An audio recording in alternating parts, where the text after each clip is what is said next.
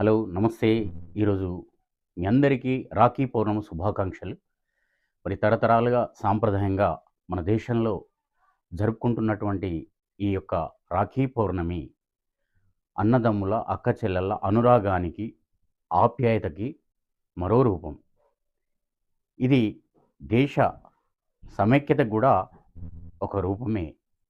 నీవు నాకు రక్ష, నేను నీకు రక్ష, మనిద్దరం దేశానికి రక్ష అనే ఒక నినాదంతో గూడా రక్షా బంధన్‌ని మరి ఆ నినాదంగా గూడా చేస్తా ఉన్నారు. సో, అది కరెక్టే. కాబట్టి మనం దేశమే ప్రధానం.